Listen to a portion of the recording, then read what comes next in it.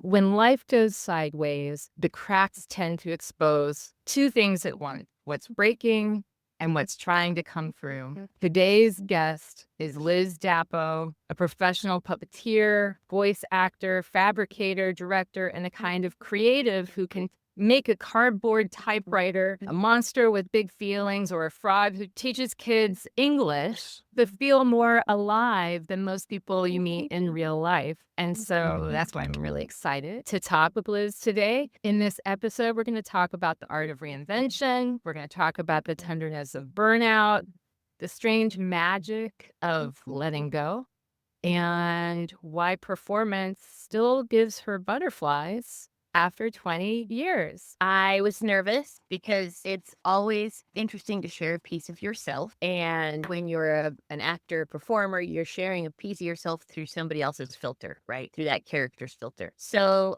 I'm excited and I'm a little nervous, but if something that I can say can help somebody else, then I'm always happy to try and, be an example. Yeah, well, and I really love that. I'm fascinated by your story. I was lucky enough to be able to, hear a little bit of it when you came, and I heard you, share and present to the Women's Club of Winona, which was very, very cool. Probably the most interesting presentation I've ever heard present like there. And I had more and more questions. And one of the things that you talked about in looking at sharing your story was you talked about your beginnings being not what most people would think of when they think of like actor, voice actor, puppeteer, traveling the world. You grew up surrounded by agriculture and automotive work, and yet somehow you fell in love with puppetry. What was the first moment you thought, my life might look a little bit different from everyone else around me? Well, I think, I grew up on a ranch in Southern Colorado. My people are all very practical people, right? My grandfather was a cowboy. My grandmother worked the ranch hard. My mother's a nurse. My uncle is a tow truck driver. So the idea of being a creative in that space wasn't something that was really thought about. I was a little artist ever since I can remember. Like, I was making cardboard puppets out of cereal boxes when I was little and marionettes. And I would paper. My grandmother had this big, beautiful mirror. And every holiday, I would make paper cutouts and stick them all over her mirror. And she was fine with that.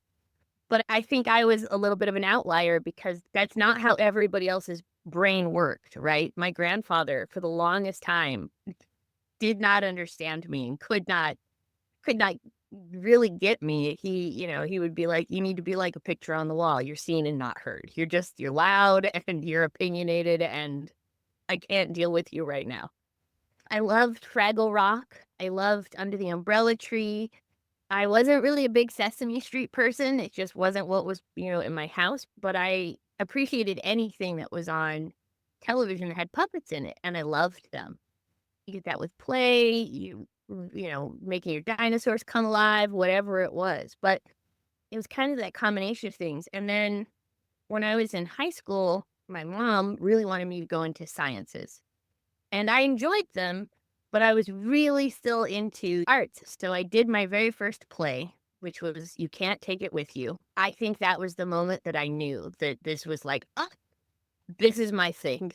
Yeah. Well, did you know it was your thing in like getting into puppetry and stuff like that? Or was it just, I know the arts. I know I belong in the performing arts in some way, shape, or form. I mean, that's kind of an unconventional path. So you're probably like butting up against people who are trying to convince you otherwise. So what did that feel like? I think I knew since I was little that art would somehow be my path, you know what I mean? But in this little community, it was one of those like, well, women can't do certain things or women can't, how much of my personality was developed by being told what I couldn't do was huge. So the more pushback that I was like, I think this is what I want to do. And the more pushback that I got, the more I was like, no, this is what I'm going to do.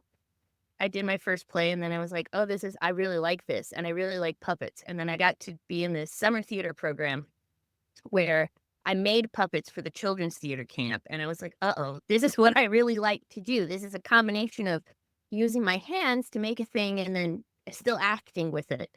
There was this tiny theater that got started in our community, and it was a small professional theater, but run by these two lovely people, Fred and Harriet, and I think they saw something in me that then I could start to see in myself. My grandmother, I think, very much understood that I was gonna be different from the rest of my family. She had that insight. She just knew.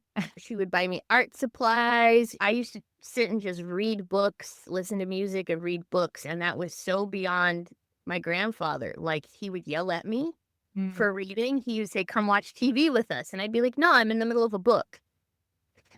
And my grandmother would be the one to be like, "No, no, let her do her thing.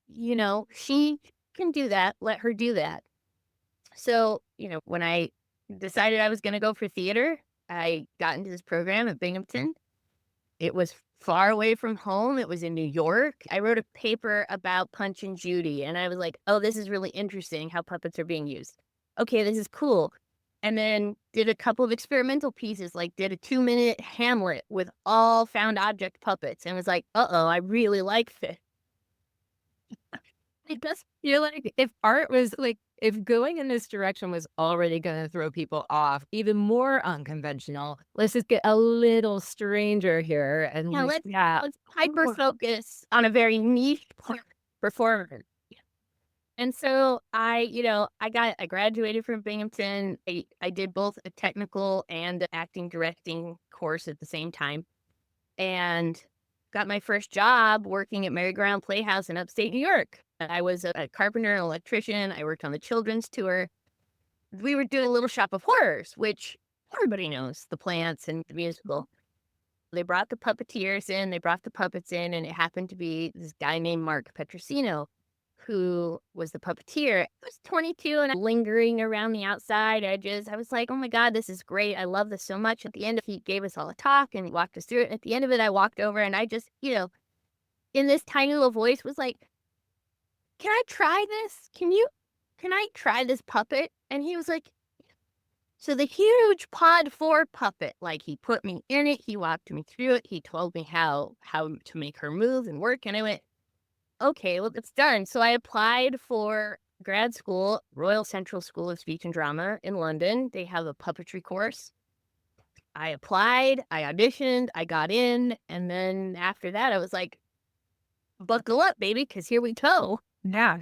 You have come from Colorado, you've gone to the big city, you're doing the New York thing, and now you find yourself, now you're in London. What age are you at this point?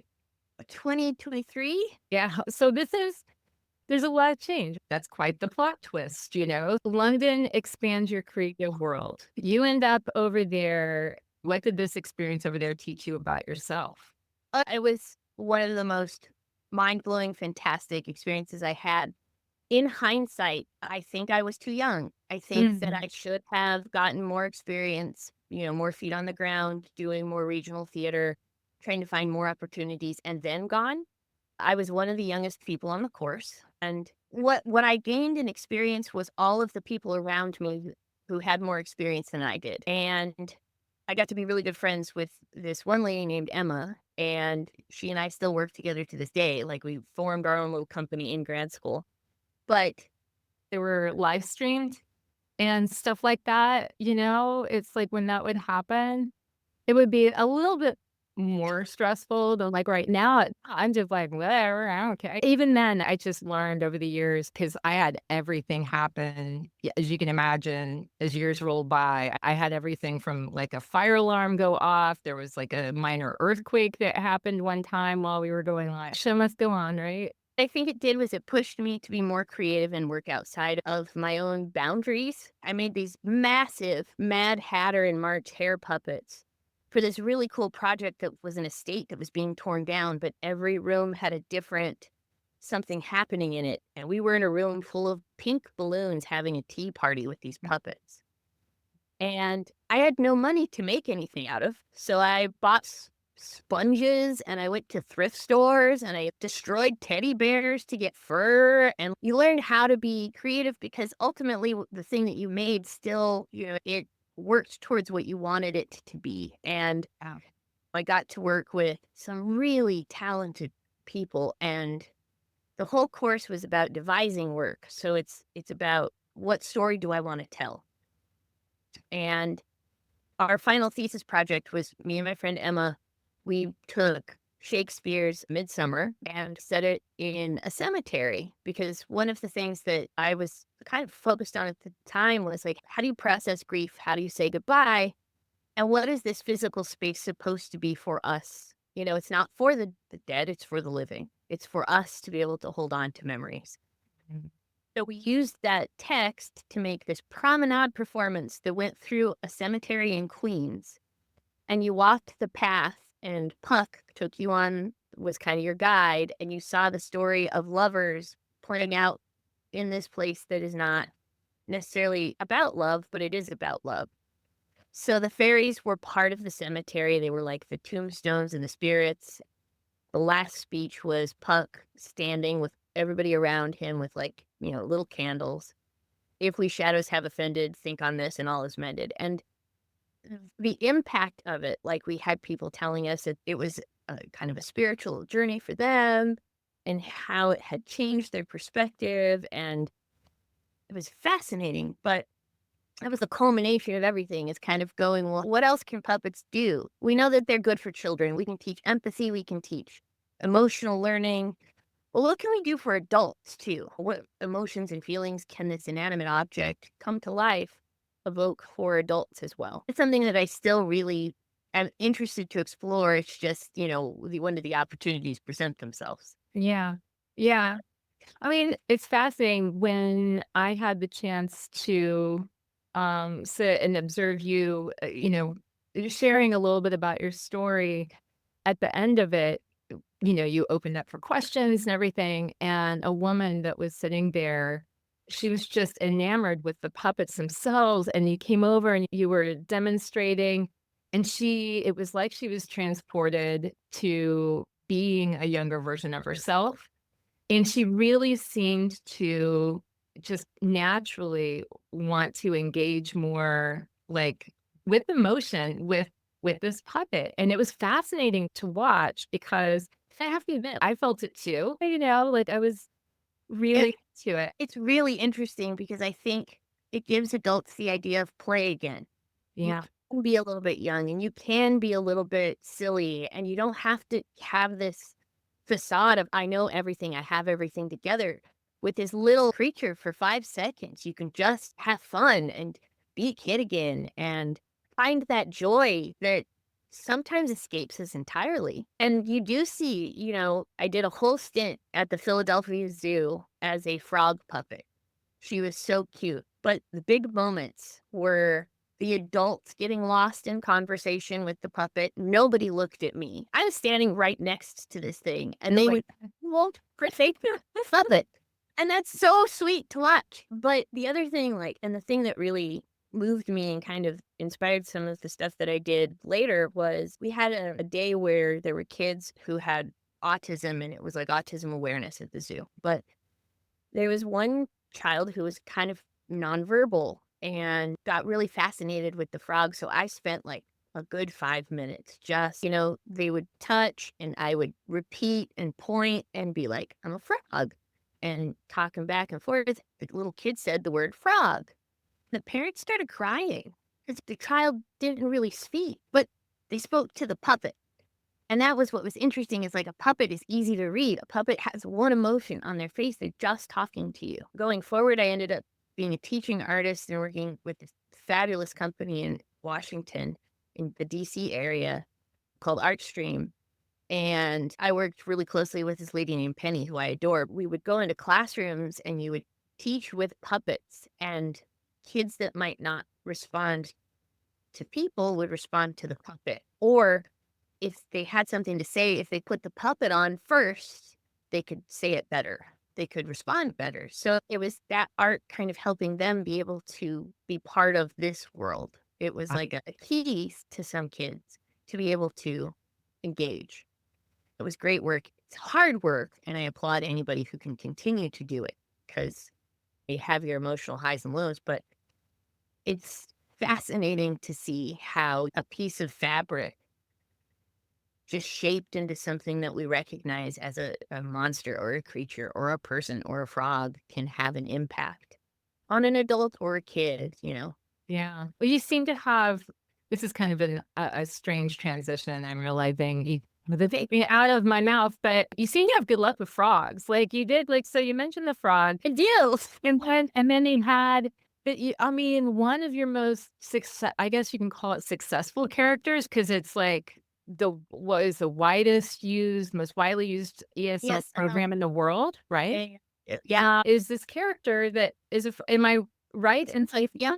you have through puppetry, you've really explored, like, all of these different things that ways of teaching and connecting and communicating and being an entrepreneur and building them, like, the fabrication of the puppets, and you've really experienced, like, this whole universe of engineering and performance and character and stuff like that. What's a part of puppetry that the public never sees? I know I've talked about a little bit of it, but like what is something that maybe you think would surprise people about this world that is a big part of what you do? I think there's a lot more work that goes into it than you might realize. Like building a puppet at the company I work for right now, it can take weeks. It's research, tearing something apart, putting it back together, making a mock up. Like there's some incredibly talented fabricators who are building these big clients puppet projects. And it is mind boggling to see how much work goes into it. From a performance standpoint, I think one of the biggest misconceptions is you just pick it up and wiggle the dolly. There is a huge difference between having that focus and that connection. It's like acting. You see a really good performance, right? You see somebody do King Lear and it moves you. And the reason it moves you is because that performer is living and breathing and gives you everything they have to give. Puppetry can do the same thing. It can be the same experience and the same amount of work to make a character come to life and the amount of rehearsal that goes into it. If you're working with marionettes, like there's some puppeteers who their whole lifetime, that's all they do. There's a guy, his name is Philip Huber. His puppetry is amazing. It looks effortless because of how many hours of rehearsal and practice and trial and error and learning what works and what doesn't. Like you can make a puppet and try it and something is not quite right with it. Or you can try to find a character and something's not quite right with it. So you have to suss it out. You work on it. But it is the same amount of rehearsal and drive that kind of goes into any performance art, you know. Yeah. Which character has changed you the most? Oh man. Yeah. Great question. I think interestingly, they sometimes reflect who I am in the moment, right? So like Freddie the Frog, who is our world puppet, is this exuberant little kid exploring the world with exuberant little kids. And he came along like as I was in my 20s still, and I'm just trying to figure out my life in the world and thinking I'm like way more mature than I am. It's great, you know, like it really worked. There's one puppet, one show that I do that I love. It's a little hand puppet show. It's Rapunzel. And the witch in it, I think, is who I am. She wants a baby. Her whole thing is that she wants a baby so bad, but she's so misguided in how she goes about it, right? She's not a bad person. She's just misguided. And sometimes that really rings true of like, I am trying my best, but I'm going to make mistakes. And then the character that I do for the WHYY show, Albie, I don't know how they wrote me as a puppet, but they did. So, like, she's a big personality, she has big feelings, but she has a very kind heart, and her friends matter to her and everything. Sometimes the world is just too big. And I'm like, oh, well, yeah, that's where I'm at right now, too. But you find a piece of yourself to give to them. Mhm. And even the hardest characters to play, like I was Ayn Rand for a show that went to London, it went to Georgia. We went to Chicago with it. But she was like the most diabolical villain in this show, and I loved playing her. I got to walk around in Brooklyn for the Philosopher's Night and just tell everybody they were wrong. And it was so much fun. I kind of love that. I feel like maybe you should rent out that experience. You too can be Ayn Rand. I would like to do that. That would be amazing. Yeah. It was so funny, but it was like, oh, this is not who I am at all, but this is why it's fun because these are not my beliefs, but I'm going to make people believe I believe. Yes. It was just so much fun. You've actually done some really incredible things, and it's so fun to talk with you because just in sharing the experiences that you've had, you can name the big names. You can say SNL, you can say Jim Henson Project, you can say National Geographic, you can mention all of these big companies and names and name drop if you want to. You don't lead with that, you lead with the experience, and I think it's fascinating because somebody would be able to read your bio and say, "Oh, all she knows is success. Look at her. Look at this fantastic record. Life is just perfect and rolling out perfectly." But we know that for no one, life is always perfect. Things can go sideways. So let's talk about when the pandemic hit and what was going on with that, because that was an interesting point in your story. You had made a decision to take a leap. Take me there. Like share a little bit about what was happening at that moment. I had been asked by the Puppet Co., which is a little puppet theater down in DC, to be the artistic director. And, you know, talked to my husband about it because, I didn't want to be like, let's uproot and move. Got a job if you like. So it's one of those like, all right, well, how do we figure this out? And I had literally just said, all right, I'll give this a try. I'll try to figure this out. I'll try to do the best that I can do by this. And about a week later is when the pandemic shut everything down. So, you know, everybody was like, okay, well, what's going to happen? And, oh, it's only going to be maybe for a month. Yeah. Hindsight was 2020. Yeah. And with the founders of this little theater, they were ready to retire. What they had done is like there were some back payments and stuff that had been cleared. They got their rent caught up, but that only left like maybe $2,000 in the bank. So it was one of those like, okay, here's the game plan if the world doesn't close. Right. But the world closed. Yeah. So I ended up basically inheriting this company as the world shut down. And all my regular puppetry jobs, everything else that I had, disappeared overnight. And this happened across the industry. Like, of course it did. Everybody who's a gig worker, everybody who does regular things in a theater, everything was gone overnight. When it was real creepy. I had just been in New York and Penn Station was a ghost town. So for the first few months, it was just kind of me and everything was shut down and the founders had closed out the storage space they had. So in this little theater, there were like 600 puppets that I had to figure out where they went. What I was trying to do is every 2 weeks, I was going down and I was spending a few days at a time in the playhouse because I couldn't go stay with anybody. It was just me and the puppets for a while. These puppets are gorgeous. They're stunning. They're beautiful, but they don't have eyes necessarily. The style of them is very specific. They're sculpted, but the eyes are solid colors, right? What they would do is put a gem, like a faceted acrylic in there. So at night, the acrylic would shine because it would be like the red exit light. When they retired, their board retired with them. So I went from having, a board to by July, I had to completely find a whole new board. I found people who were interested. I found somebody who could be my executive director because I was the artistic director. And basically, I had to start from ground zero, from nothing. And, we got a PPP loan that helped. Like it kept us going for a little bit longer. We ended up getting a few grants that helped us.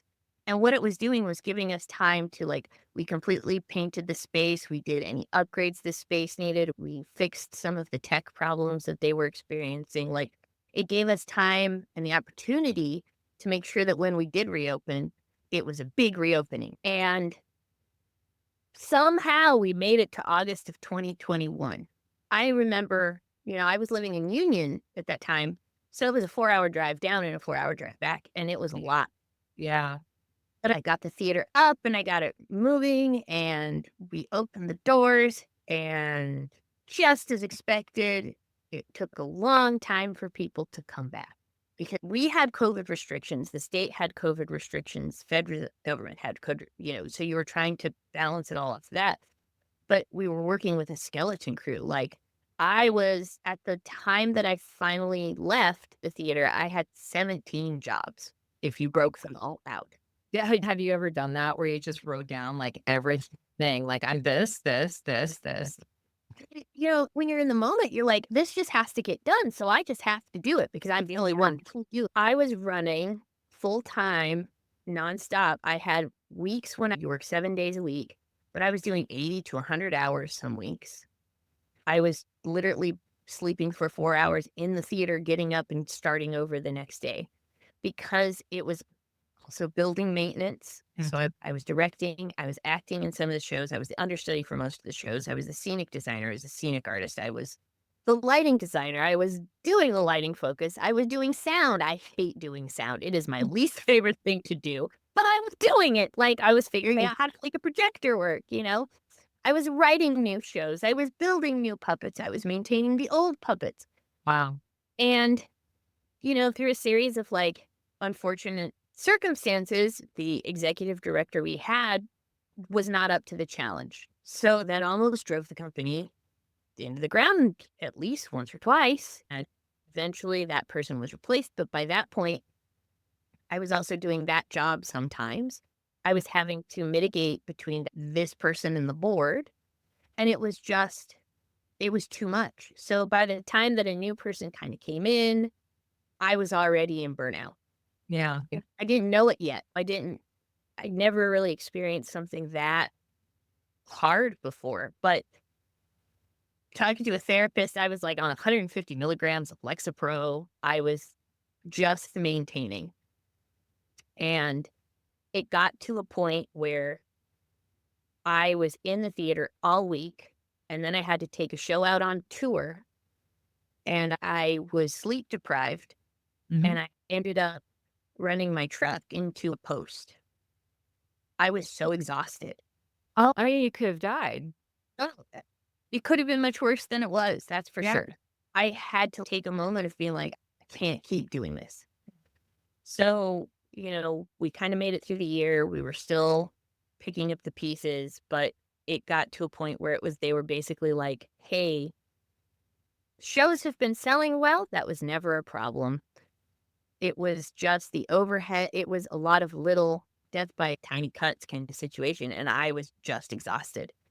But what ended up happening was I got offered a job working at the shop I'm working at now.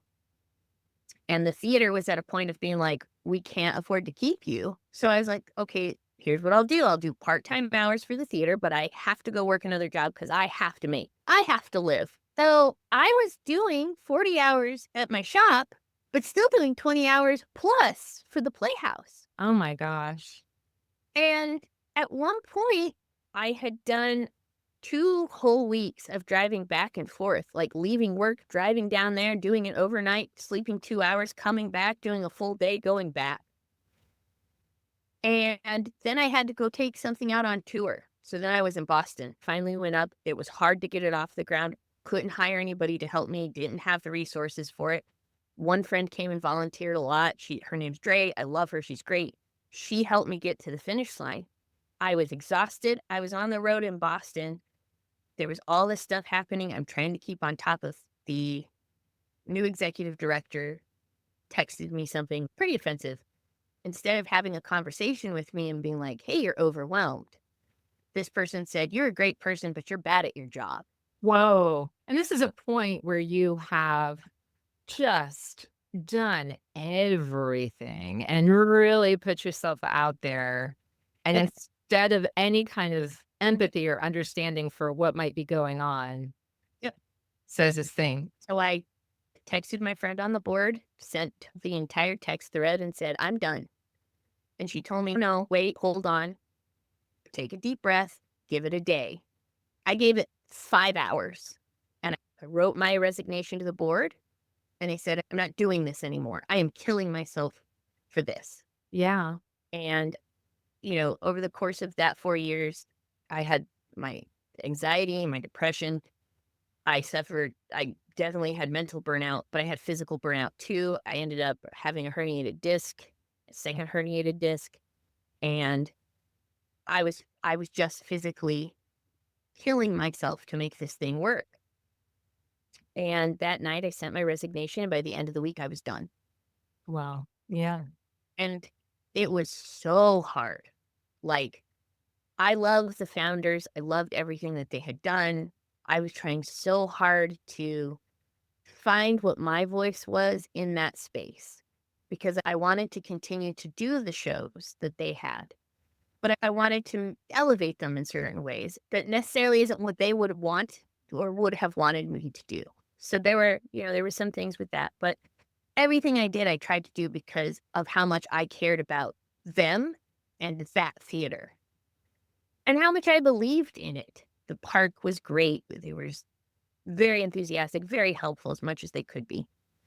And I had just written and completely my favorite story of all time is Alice in Wonderland. So that was the show that I got up and it was so hard to do. Mhm. Just me pretty much by myself trying to get it all done. But that was, walking away from something that I felt of it like I had walked away, like I had failed from something that I had put so much time and effort and love. The worst. It's Oh, worse.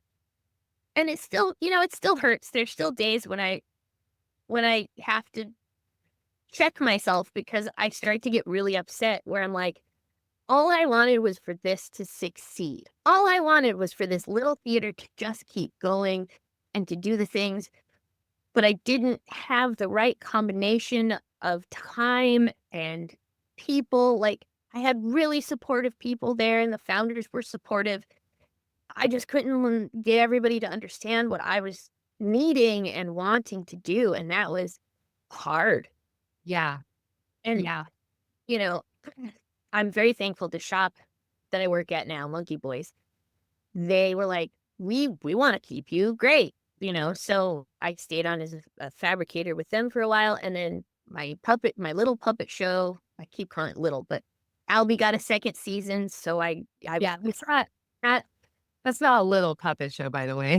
no, it's one of those things of, like, I think one of my issues is that I've always tried to not have an ego, right? But what does that lead to is it's undervaluing of myself. So I'm never really good at being like, "Oh, I've done these things." I'm like, "Oh, I've done some stuff." Yeah.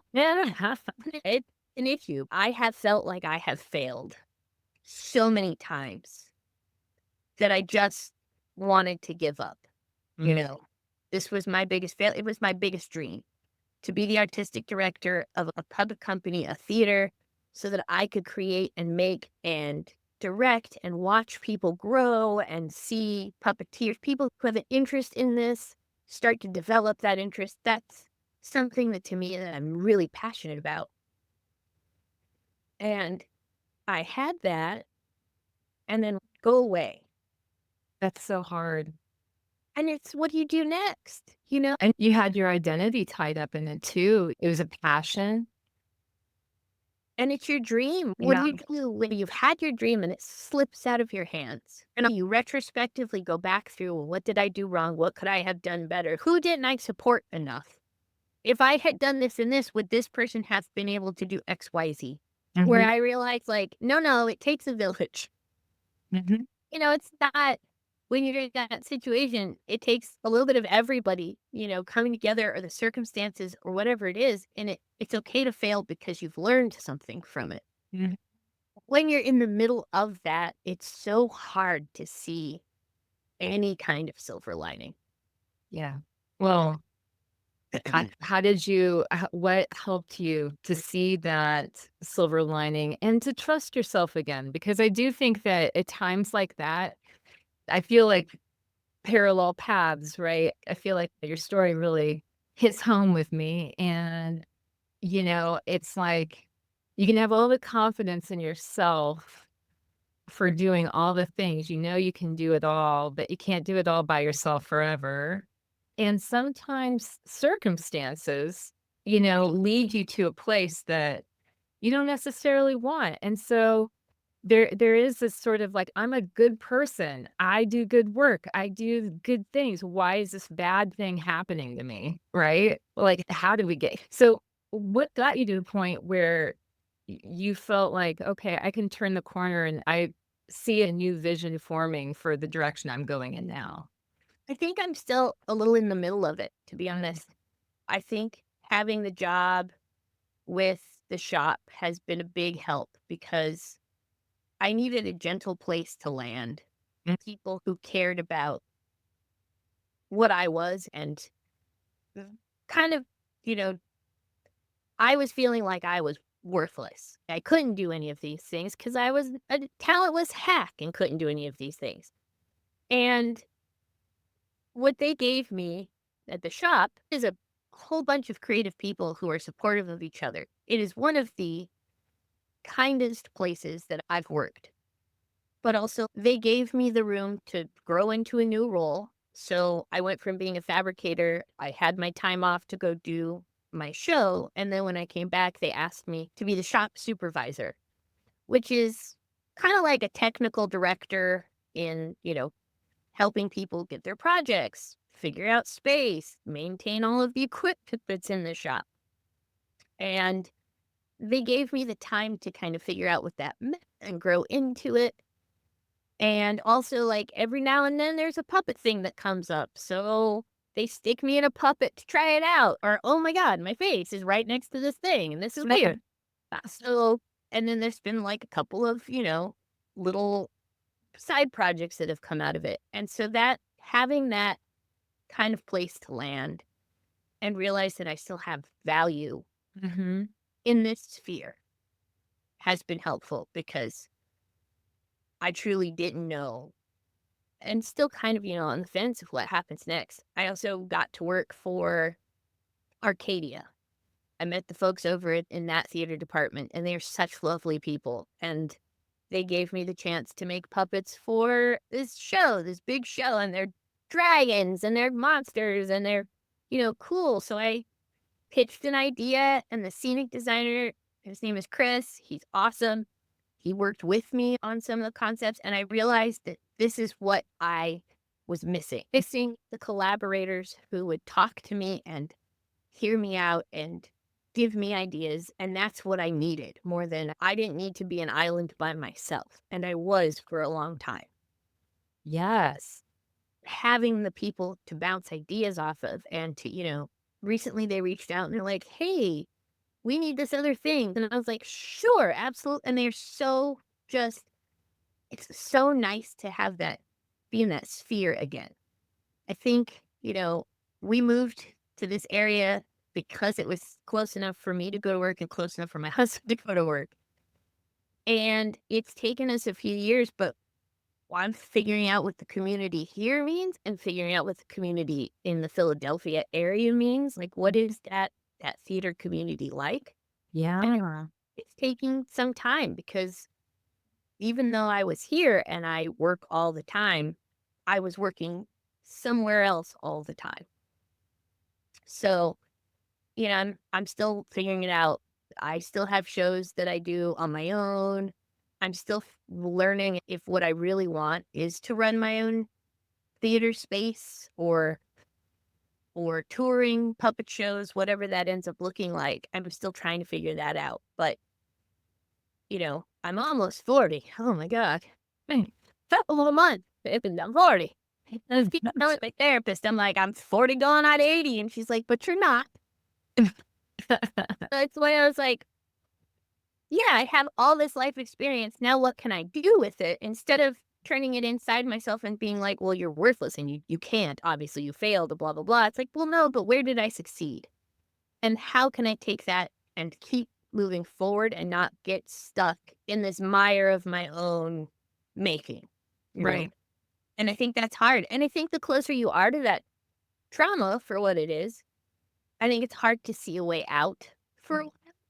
And I think you need to find the people in your community who will support you and who will lift you up. And Fascinating. That role of community in many different ways, not just like as you were speaking of, both with the collaborations, the creative collaborations that you've had, understanding that it's important to bounce ideas off of other people, and then also recognizing the importance of the community, your neighbors, the people that live around you who can support you. This is something that I've definitely struggled with too, and I'm in the process of figuring out what's the magical mix because when you're creative, I think especially, you need time alone to be able to create. I'm not the person that wants to be surrounded by people all the time. I need my space, but I've learned I need people too, and I need to figure out how to build that collaboration into my own work that I do because it makes it better. It makes me stronger and better. And so have you learned any secrets about how to add more of that in? How are you doing this intentionally, or are you in the middle of figuring it out? I think one of the things that I've learned is that there's a level of forgiveness. There's forgiveness for yourself in that you are human. You will make mistakes. Mhm. You cannot you cannot expect a level of perfection that is unattainable, right? So it's one of those like there are things I know I could have done better. Some of the things that, when I exited the company, I know people said things that was a reaction for them being hurt, right? For them feeling lost. I've forgiven them too. I can't hold on to that because it doesn't serve me in any way. Oh, that's it. That sounds so healthy. You sound so big. You're a healthy place. Work in progress. I think part of it too is like one thing that and I'm an extroverted introvert. If you get me out in a group of people, I'm like, but otherwise, I'm like, nope, I need a blanket and I need tea and I just want to be here. So I think one thing that I've started doing is I'm saying yes to more things, right? Somebody invited me out to the artist little get together this summer. And there was a big part of me that was like, yeah, but it's like at 7 o'clock at night and I need to be in bed by 8 and blah, blah, blah. No, no, no. I'm going to go. I'm going to say yes to this and I'm going to go meet people and it's going to be fine. And I did. And it was great. Yeah. And when, the women's club reached out and they were like, do you want to come do a speech? And I was like, you know what? Sure. Yeah, let's do this. Best ever. Best ever, I have to say. But it's one of those like, I'm trying to be better about being outside of my comfort zone. Mhm. And there are days when my poor sweet husband is like, hey, do you want to go do things? And I'm like, no, I really don't. And he's like, think about it. I love my family. They're far away from me. I text them, I call them from time to time, but they're not in my immediate circle of people. And sometimes what you need is you need that work friend that you can just be like, I'm having a rough day. And in this moment, I'm telling you, I'm having a rough day and there's nothing you can do about it, but I just need to talk to somebody. It's allowing people in. And I think sometimes, we come up with this idea that you can't rely on other people, but that's not true. You can find the people that you can rely on. You can find the people you can trust. You can open yourself up to people. And it's not always going to be about heartbreak. It's going to be about joy and it's going to be about finding those good experiences to have along the way, too. And I think it's an ongoing process. We are all works in process. We are I'm in process right now. Yeah. And we ever forward, maybe 2 steps forward and 1 step back occasionally. But it's always, I think it's good to, have that introspection of here's everything that I saw and here's where I think I could have improved. And here's things that I need to process, to understand from that person's perspective, and then just let go. Back in my 20s, man, I was just like, if you crossed me, the Sicilian came out, and I was like, I hate me forever. You were on my fit list. And now I'm just, but look, We're doing like, yeah. we're good. Yeah. But it doesn't serve you ultimately, that doesn't help you. holding on to that just makes life more complicated. Sure, it's okay to have boundaries. You can have boundaries with people, but you don't also have to carry around all of the pain or the hurt or the upset, or you can start to figure out ways to just let it go. Um, One thing I have done a lot more of, got back into reading, you know, yes. lose yourself in a story. And I'm a storyteller, so any story is interesting to me. I dabble in a bit of everything. And I think that has helped me refine myself because I know for the last 5 years I had stopped altogether. Like I wasn't reading, I wasn't watching anything on, streaming, whatever. Wasn't going to the movies, I wasn't seeing theater. So Which you're is filling the well. You're fueling up. And this is an exciting time for an artist because you're filling the well. All of that stuff is in there, mixing, getting ready. And so, what's the story? You're a storyteller. What's the story that you're excited to tell next? oh, my friend and I have written this show and we've done it once or twice, but we want to refine it. It's called Witch Schwartzman's Halloween Spooktacular. Big Halloween fans. It has so much potential to go somewhere, but I also really want to do an adult version of the H.P. Lovecraft stories and then take proceeds and donate it towards anything that he was against. You know what I mean? Like, he was a problematic man. He was, admittedly, interesting storytelling. It's interesting to me. It's like, all right, well, you were this way, but I can do something about it. Take your work. I can make money off of it. I can give it to the people who deserve it. Ooh, I like the direction Liz is moving in. This is very exciting for sure. Every day is a different day. So some days you wake up and you're ready, and other days you're like, nope, I want to go back into the covers. So, is that the advice you give for anyone who might be listening or watching who's lost their footing or feels like their story has gone off script? What's the truth that you'd want them to hear? I think I want them to stop and take a breath. If you have this big dream, this big goal, this big idea, and you do it and then you lose it, it's not the end of your story. It is a moment to reflect, and that moment can last a week, that moment can last a year, that moment lasts however long your grief for that needs to last. But what happens next is up to you in terms of how you take what you've learned and use it next. So don't get lost in the grief and don't get lost in the pain of the moment. Take a breath, take a moment, learn what you need to learn, and then find your way forward. And just know you don't have to do it alone. Like, our friends are our family. They're our extended family. They're our village. They're the people who know us better sometimes than we know ourselves. So give yourself time and give yourself grace. And I think that's the big thing that people need to learn is that you have to learn how to give yourself some grace. And it takes time.